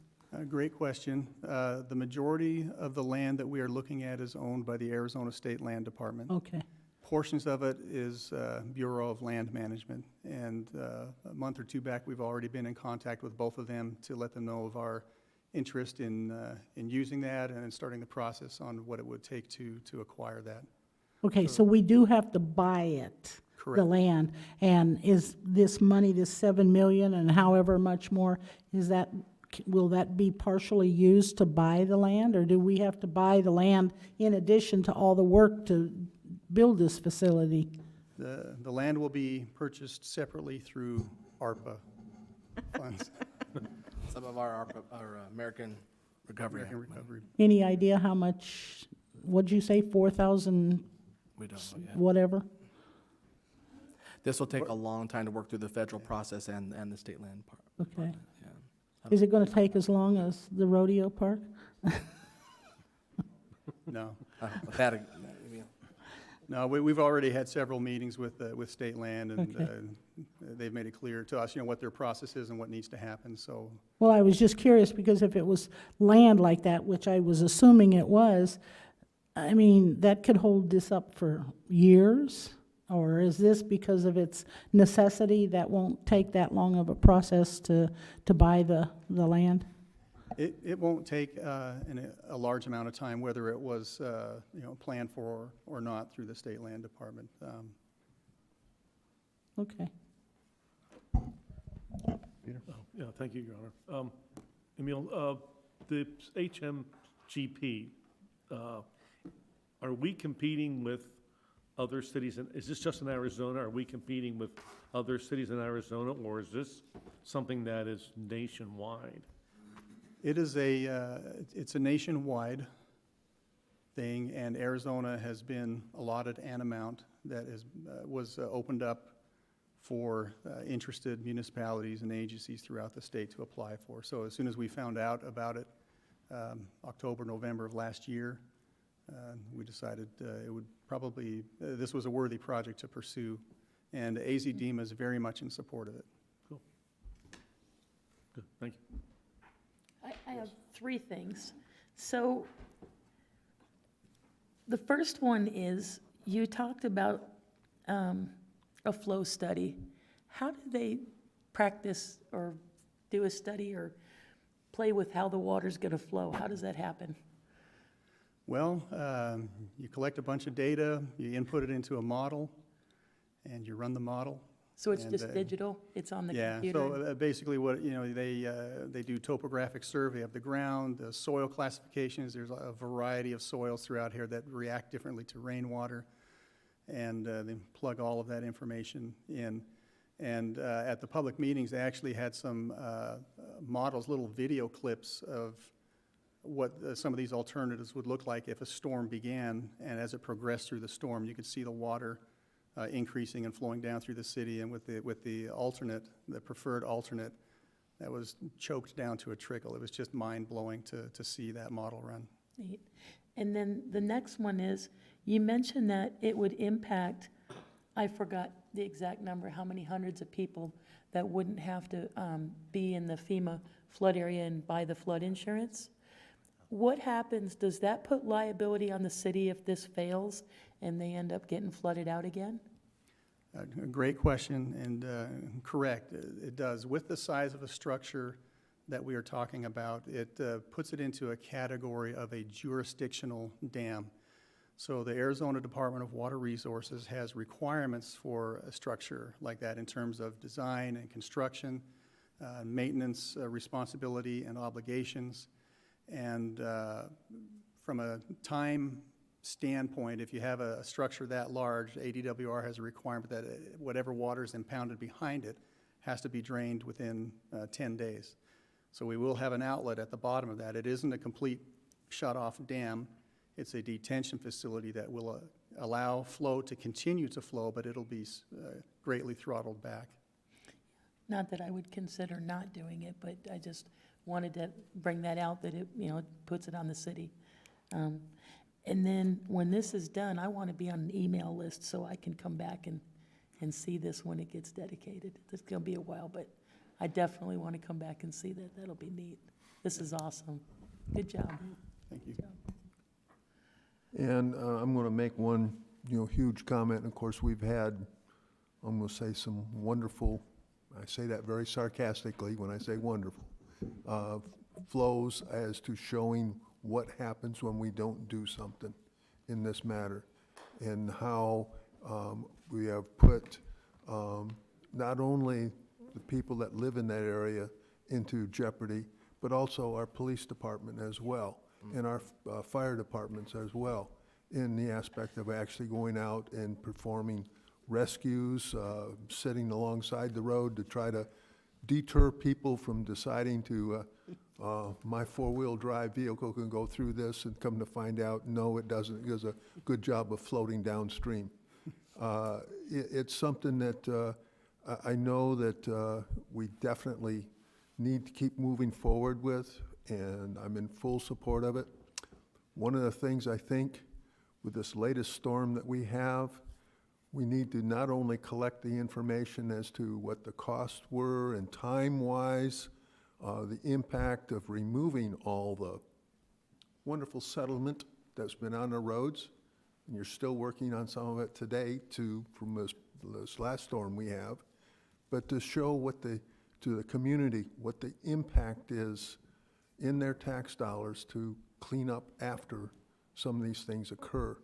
And some of them are months, maybe even over a year before they're actually done in this aspect on it. Because I know the previous big storm we had, I think some of the big things that were finally cleared up, guess what?